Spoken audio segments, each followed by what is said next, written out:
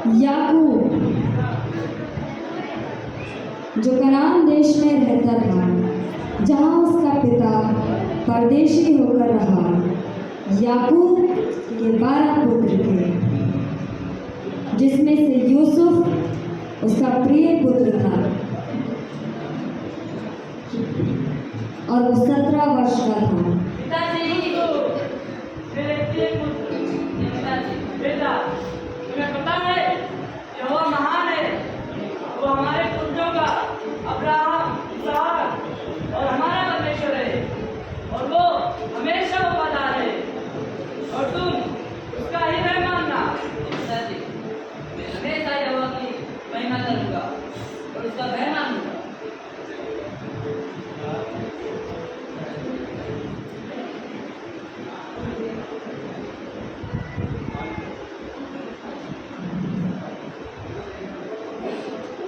पिताजी, क्या बात? मुझे आपको कुछ बताना है। हाँ बेटा, क्या बात? बड़े भैया ने चोरी की है। अच्छा, और जानवरों को भी बेच दिया है, वो भी बिना आपसे पूछे। अच्छा, चलो कोई बात नहीं, परमेश्वर उन सबका देखा देगा। जी पिताजी, ठीक है, मैं चलता हूँ। बेटा को पिताजी देखो, मैंने तुम्हारे क्या बताया है।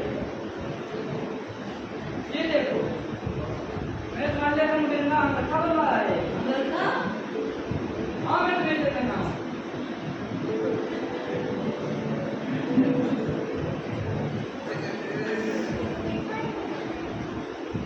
अरे ये देखो, कितना अच्छा लग रहा है ये। अरे यूसुफ, तुम कितने अच्छे लग रहे हो। मेरा मनपसंद रंग भी है इसमें, ये देखिए। हाँ बेटा, अब मैं सबको दिखाऊंगा।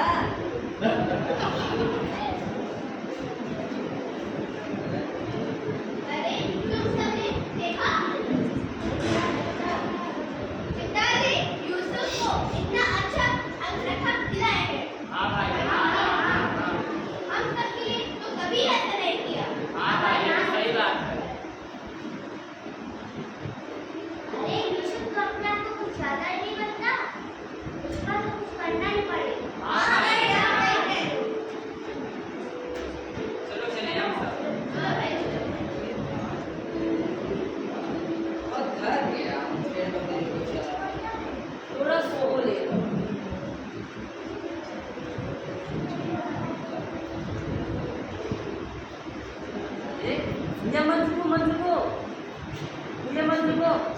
अरे ये कैसा सपना था? चलो कोई नहीं, बहुत नींद लगी है, सो जाओ। पिताजी मंजूरी पिताजी। अरे ये कैसा सपना था? अब मैं इस सपने को पिताजी को बताऊंगा। बच्चों, मैं सिर्फ यूसुफ से ही प्यार नहीं करता, मैं तुम सबसे प्यार करता हूँ।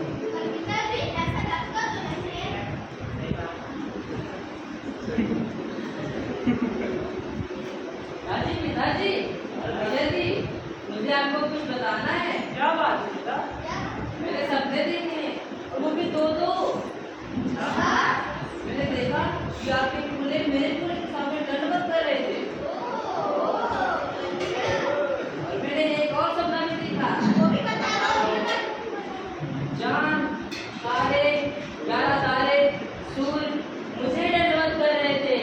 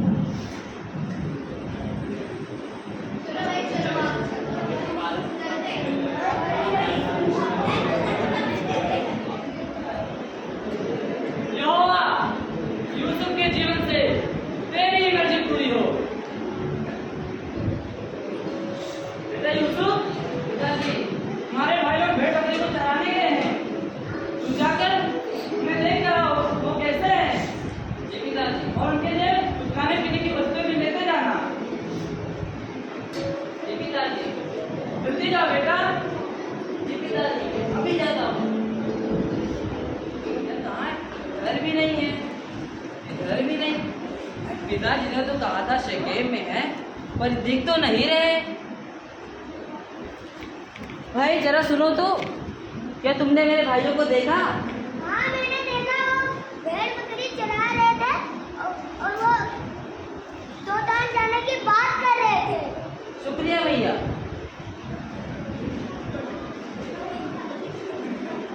कहाँ है? यहाँ भी नहीं दिख रहे। अरे कहाँ है? कहाँ है भैया? दिख नहीं रहे। अरे वो है भैया, चलो चलते। वो देखो वो कौन आ रहा है? अरे ये तो यूसुफ है। आओ हम सब इसका घात करते हैं। किधर भैया? मेरा किधर कुछ ला रहा है?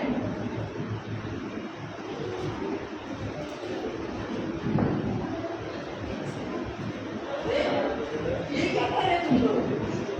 अरे छोड़ो, ये क्या कर रहे हो? छोड़ो मुझे, चोट लग जाएगी। छोड़ो, छोड़ो।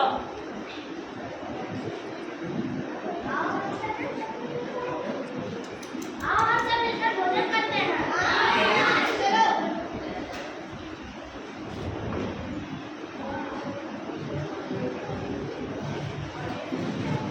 और इस प्रकार यूसुफ के भाइयों ने उसको गड्ढे में डाल दिया और इस्माइलियों का एक दल जो कि जा रहा था उसके हाथों उसको 20 टुकड़ों में बेच दिया गया।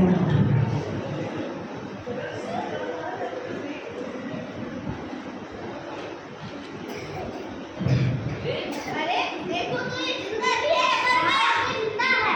छोड़ो मुझे, छोड़ो। चलो मैं चलो नहीं जाऊंगा, मैं नहीं जाऊंगा। चलो चलो छोड़ो। चलो।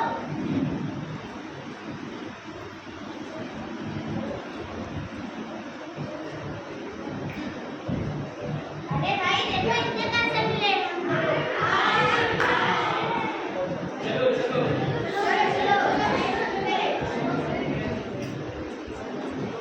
और इस बीच मिद्यानियों ने यूसुफ को मिस्र में ले जाकर पोतीफर नामक फिरौन के हाकिम और अंगरक्षकों के प्रधान के हाथ बेच डाला। जब यूसुफ मिस्र में पहुंचाया गया तब पोतीफर नामक एक मिस्री ने जो फिरौन का हाकिम और अंगरक्षकों का प्रधान था उसको इस्माइलियों के हाथ से और उसे वहाँ ले गया और मोल लिया। और यूसुफ बढ़ता गया, वह सुंदर था और रूपवान था, यहोवा उसके संग था, इसीलिए वह भाग्यवान मनुष्य हो गया। और यहोवा ने उसे वरदान दिया कि वह स्वप्न का अर्थ बताने वाला ठहरा। और इसी बीच यूसुफ पर कुछ झूठे आरोप भी लगे जिनकी वजह से वह बंदीगृह में डाल दिया गया, क्योंकि यहोवा यूसुफ के साथ था और जो कुछ वह करता था यहोवा उसको उसकी सफलता देता था।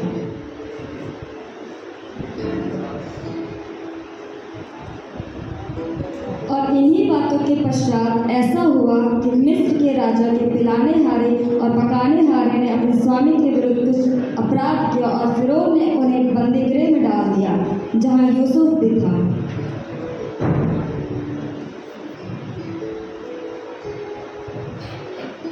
और उन्होंने अपने होनहार के अनुसार स्वप्न देखे।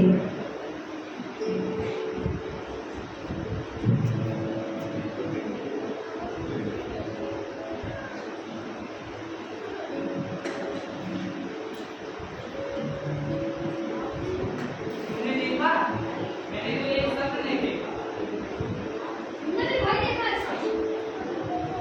और उन दोनों ने वहाँ यूसुफ से उस स्वप्न का अर्थ जाना और अर्थ के अनुसार पिलाने हारे को उसका पद वापस दिया गया और पकाने हारे को फांसी पर लटका दिया गया। पूरे 2 वर्ष बीतने पर मिस्र का राजा फिरौन हुआ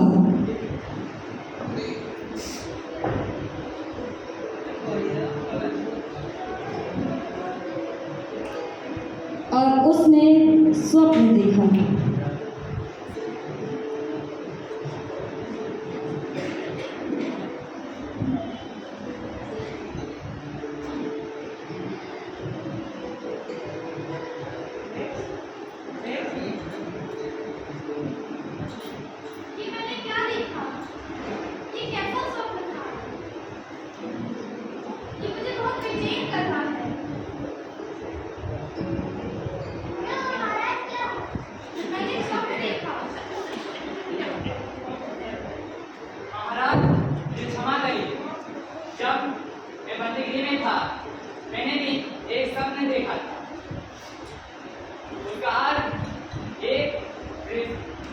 डिग्री जवान ने बताया आप कहा क्या हो उसे बुला रहा है हाँ उसे जल्दी बुलाओ जो है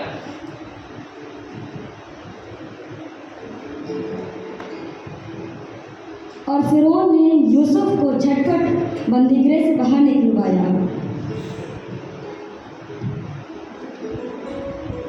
जी महाराज कहिए क्या बात है मैंने एक स्वप्न देखा है और इसका क्या अर्थ है मुझे नहीं पता और मैंने सुना है कि तुम स्वप्न का अर्थ बताते हो। सब बात बताता हूँ परमेश्वर की तरफ परमेश्वर मुझे सब बात बताता है कहिए क्या सपना देखा मैंने देखा कि नील नदी से 7 मोटी गायें निकली और 7 पतली गायें निकली। जो पतली गायें थी उन्होंने 7 मोटी गायों को निगल लिया और फिर मैंने देखा कि 7 बालें और 7 दूध से मुरझाई हुई बालें निकली और जो मुरझाई हुई बालें थी वो मोटी बालों को निगल गई। इसका अर्थ क्या हो सकता है? आपके दोनों शब्दों का अर्थ एक ही है 7 मोटी गाय 7 मोटी बाले बहुतायत को दर्शाती है 7 वर्ष बहुतायत के वर्ष और 7 दुर्बल गाय 7 मुरझाई हुई बाले जो दिखाती है 7 वर्ष एक भयंकर अकाल पड़ेगा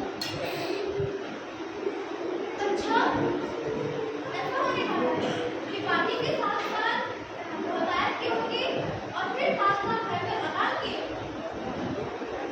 तो हमें क्या करना चाहिए? मेरे पास एक सुझाव है क्या सुझाव होगा? मुझे बताओ। मेरे पास सुझाव है कि इस देश का एक नया प्रधानमंत्री बनाया जाए जो बुद्धिमान और अच्छा हो मुख्यमंत्री बना दीजिए। आत्मा है। हमारा इसे मंत्री बना दीजिए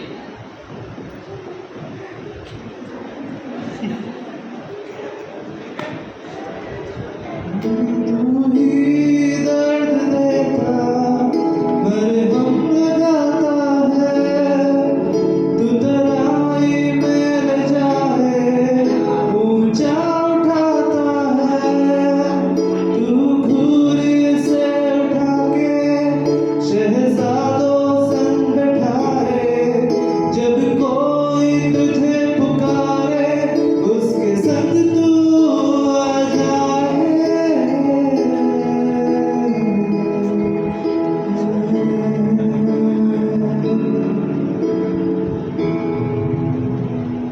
आज से इस देश का नया राजा, आज से इस देश का मंत्री यूसुफ है।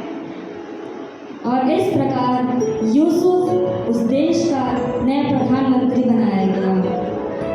और बहुतायत के 7 साल बीतते गए और अकाल आया और अकाल में यूसुफ अपने परिवार से अपने भाइयों से और अपने पिता से एक बार फिर से मिला।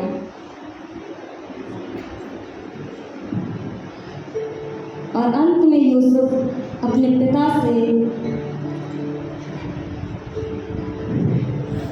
जो कि कनान से मिस्र में आए हैं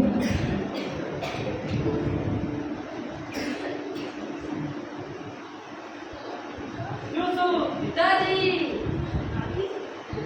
मुझे विश्वास नहीं हो रहा कि मैं तुमसे दोबारा मिल पाऊंगा परमेश्वर